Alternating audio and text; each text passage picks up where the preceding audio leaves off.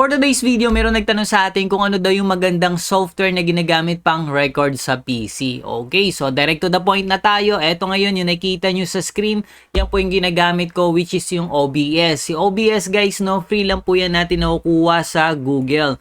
So type nyo lamang po OBS. Ayan, lalabas na po siya. Ayan. So, dito, select nyo lamang kung Windows operating system gamit nyo or Mac or Linux. So, supported ng Linux, no?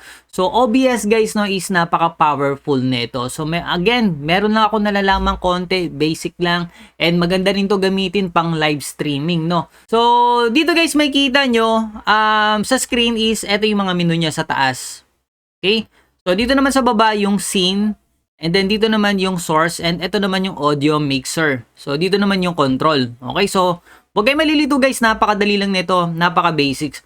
So dito tayo sa settings muna, no. Tuturo ko na sa inyo diretso.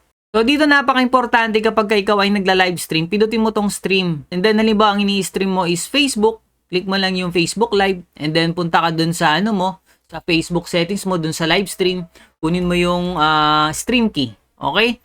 Tapos, output naman, kung ikaw ay nagre-record, no? Punta mo tong recording, gaya ng ginagawa natin ngayon. So, bali naka-advanced mode ako. Ayan, nakikita nyo dito. Tapos, dito sa type, naka-standard lang ako. Tapos, eto lang yung setup na ginawa ko dyan. So, tingnan nyo na lamang sa screen, guys, no? Okay. And then, sa audio, ayan. So, actually, by default, naka-default po yung mga yan. So, ang ginawa ko, sinelect ko na lang siya kung ano po yung ginagamit natin speaker. Ayan. And then yung microphone. Okay? Dito naman sa video.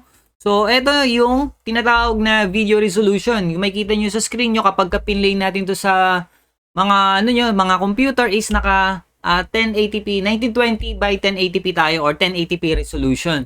So, kapag gusto nyo naman is tawag dito, naka-portrait mode siya. Yung aspect ratio po nun is nasa 9:16. So, makikita nyo dito guys, no? Ito. Bali, naka 16:9 tayo niyan. 1080p resolution. And kapag magre-record naman kayo ng pang reels, okay, so balik rin nyo lang siya. Gawin nyo siyang 1080 by 1920. Okay, so yun lang. Wala na ko ibang binago dito guys, no? Tapos, balik tayo guys na dito sa may output. Okay, so napaka-importante kasi no, kung meron kang graphics card, isama nyo siya dito. Ilagay nyo siya sa video encoder. Ayan. So, hindi ko siya ma-edit ngayon guys kasi nagre-record tayo ng actual. Okay? So, apply nyo lang yun then okay. Okay, so, paano naman yung kapag ka nag-games tayo? Okay, so, syempre kapag ka nag-alt-tab tayo, ayaw nyo makita yung itsura ng desktop nyo, di ba? Diba, ganyan, oh. Di ba, nakikita nyo. Paano kung gusto mo lang is yung games lang yung lalabas, di ba? So, possible din naman yun. Halimbawa, try tayo mag-open na. May bago nga palang The House of the Dead, guys. Ito yung bagong remake niya. Mas malaki yung size capacity niya ngayon. Nasa around 4GB. The last time, 2GB lang yung upload natin eh. Ang ganda nito. Okay. So, ang gagawin naman natin dun, guys, no? Since naka-display capture tayo, kung ano yung bubuksan natin is makikita nyo po lahat yan sa screen. Lahat ng gagalawin ko dito sa computer ko is makikita nyo.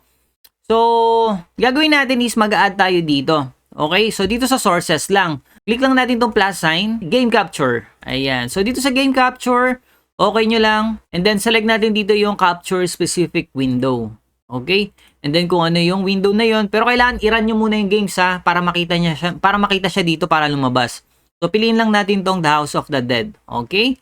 And then, okay natin. And then, gagawin natin, itong display capture is pwede nating i-off muna siya. Pindutin nyo lang tong mata. Ayan. Click nyo lang tong mata.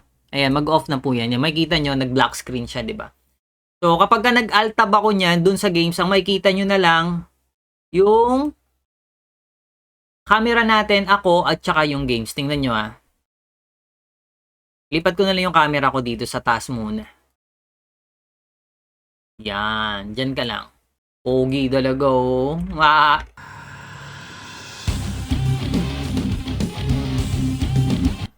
Lumabas ba? Okay, lumabas, which is good. Ayan, nakita ko. Nag-alt-tab ako, lumabas siya.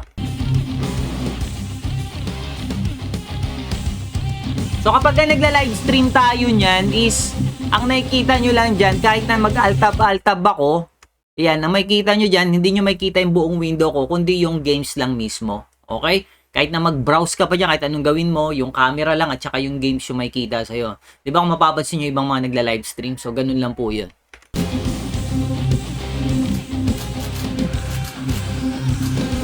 So, hindi ko muna lalaroin yan, guys. Again, napakita ko muna sa inyo ulit dito, no, yung mga filters dito sa mic. Ayan. So, ito po yun, no, yung compressor, noise gate, suppression. Ayan. So, kiklik nyo lamang itong plus sign.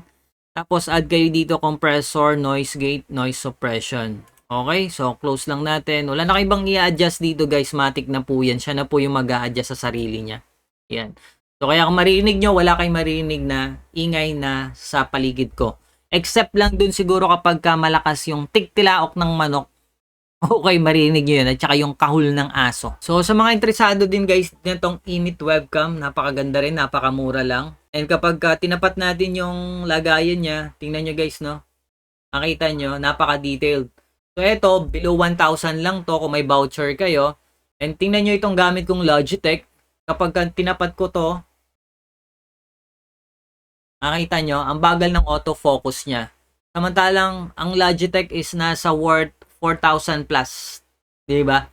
So, try natin ulit ha. Tingnan nyo sa Emit webcam. Nakita nyo yung autofocus. Ang galing. Okay. So, I hope na may natutunan kayo guys na sa video na to.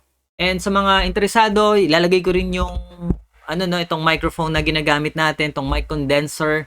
Napakaganda na ito guys. Napakamura lang din ito. Alam niyo naman, hindi naman ako mahilig sa mamahaling gamit talaga. Okay? So, thank you. And kung may mga tanong kayo about OBS, I will try my best to help you guys, no? Salamat sa mga bumibili sa ating affiliate link. Pakidagdagan naman. Kahit hindi kayo bumili, dumaan na kayo sa affiliate link natin, no? Thank you so much guys sa mga subscribers natin and solid followers. Thank you and God bless you all. Ingat kayo lagi.